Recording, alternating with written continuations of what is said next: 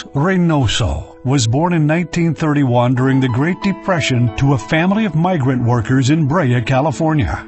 He was one of 11 children. My parents came from the town of Totitlán in the state of Jalisco in Mexico. They came north to Arizona, where my dad started working with the railroads. They lived in boxcars, and slowly they moved their way to California. Reaching California, my dad quit the railroads, and my dad and my mom then settled in California, where my dad started working as a farm worker. Well, I think what I learned from my father was the dignity of work and the worth of work. He was a farm worker most of his life, not all his life, most of his life. But he never thought of himself as, quote, just a farm worker. He viewed his work with dignity and being important. And indeed, he viewed that he was helping feed the people of this state, this country, and the world. Cruz experienced prejudice early in his life when he is turned away at his grammar school and is sent to a segregated school. It made us feel like second-class citizens because we had tried to enroll in a really nice-looking school, and we were sent to a school that to us didn't look very nice. You know, we had a basketball court, but it was on dirt. You know, the ball would bounce all over the place. But there was a problem, and the problem, as I saw it, was that children do sort of what's expected from them. And so of the kids in my class in the segregated school, I was the only boy to finish high school. Later in high school, Cruz confronts the school superintendent on the issue of segregation. When I was a little boy, and later also, I had what I called my justice bone.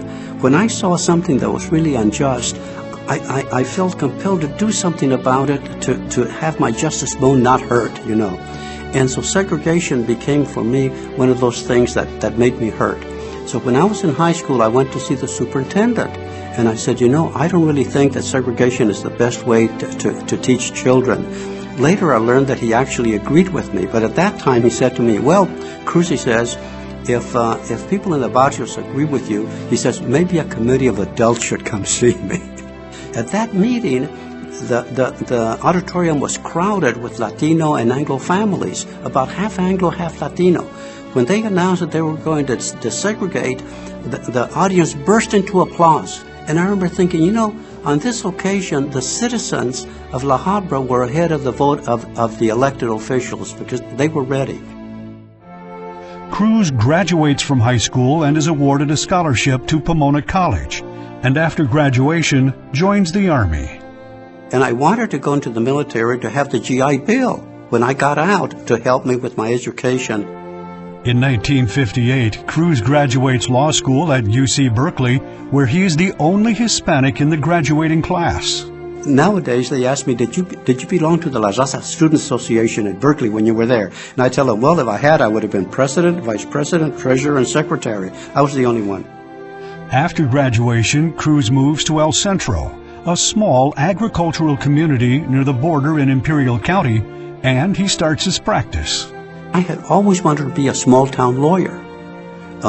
Nowadays, so many want to go with a big firm and all that. I wanted to be a small-town lawyer. But I was sure that I'd be the only Chicano lawyer, too. And in fact, I was the first Chicano lawyer to go down to Imperial County.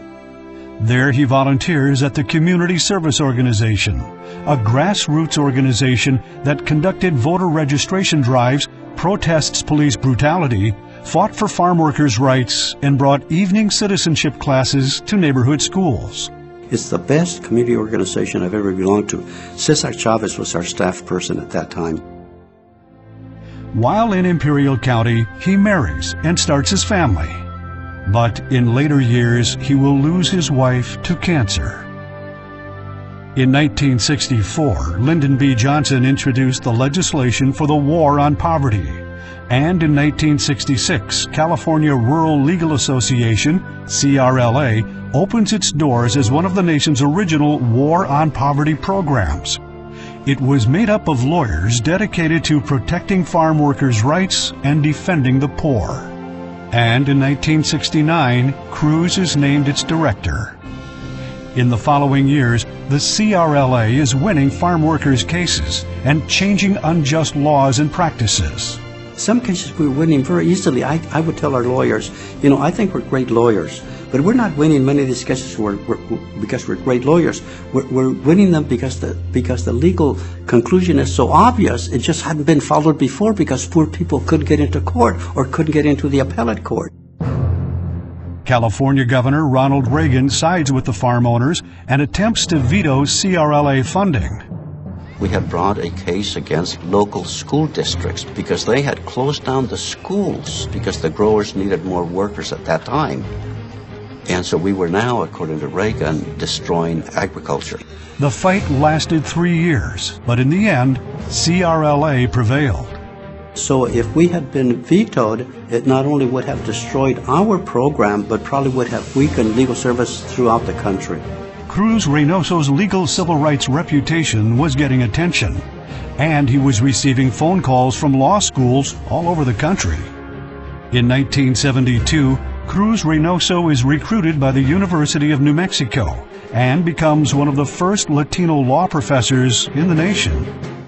After teaching for 4 years, Governor Jerry Brown offers Reynoso a seat on the California Court of Appeals. Reynoso accepts and spends the next 6 years there. In 1982, Governor Brown appoints Justice Reynoso to the California Supreme Court. He becomes the first Hispanic to achieve that honor. Several of the court's rulings favored rights of employees, consumers, and the poor. Justice Reynoso was largely responsible for a law to provide an interpreter for the accused. And I had the experience of representing people that did not speak English, most of them Spanish-speaking. So I would be in trial, I'd be trying to listen to the witness, and my client was here leaning over saying, ¿Qué dijo? ¿Qué dijo? ¿Qué dijo? What did he say? What did he say? What did he say? Because he needs to know what's going on too, to see whether his story is different than the witness, right? So I knew, one, how difficult it was for me, but two, more importantly, that the client did know what was going on. And due process has always said, due process being a concept of fairness, has always said that an accused needs to know what's going on. But after 5 years, Republicans accused the California Supreme Court on being soft on crime and launched a successful political campaign to replace 3 justices, including Justice Reynoso. I never took it personally. I knew it was just a political campaign, and in political campaigns, many falsehoods, in fact, very often, they're based on falsehoods. So I was even reluctant to appoint a committee to support me. Justice Reynoso returns to practicing law and starts teaching at the law school of UCLA. In 2000, President Bill Clinton honored Cruz Reynoso with a Presidential Medal of Freedom, the country's highest civilian honor, for his lifelong devotion to public service. Some told him to put aside his dreams of college, saying bluntly, they will never let you in. But with faith in himself and the values of our country, Cruz Reynoso went on to college and to law school, but never forgot his roots. When I became a lawyer, I became a lawyer to represent poor people, to represent people in trouble. I never expected any reward from society. That I've been able to be appointed to be a judge, that I've been able to get the Presidential Medal of Freedom, and all those honors are all nice things, but I really never expected them. Today, at 83, he continues to teach law at UC Davis Law School and also continues his volunteer work in many community organizations. Cruz Reynoso is a civil rights icon. He's a teacher, he's committed to the students, and he's a role model for the students. And he's also the most humblest, decent person you could ever want to meet. We're lucky to have him at UC Davis, and I think he's transformed the law school in important ways. I still remember when Justice Reynoso came to speak at Volt, the law school at UC Berkeley, when I was a student there. He inspired all of us with his vision of justice for all, that justice should be the same in substance and availability to all without regard to economic status. And since then, I've had the wonderful opportunity to see how Justice Reynoso moves and inspires generations of other law students.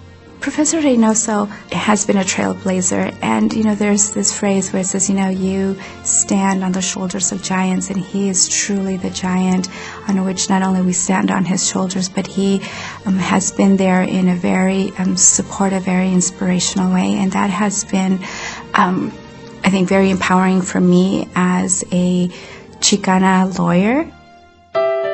Professor Reynoso currently resides in Davis, California. He is married to Elaine and enjoys family.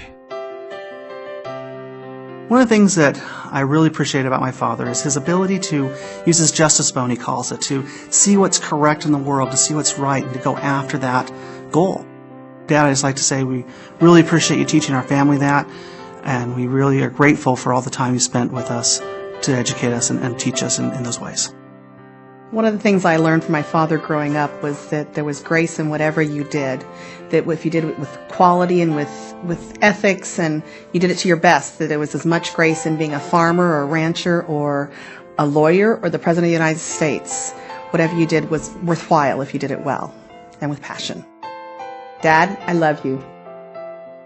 Dad, thank you for the example that you've set for me and for my family, and teaching us to always follow our passion and to do what we believe is right, despite what the costs may be. Thank you.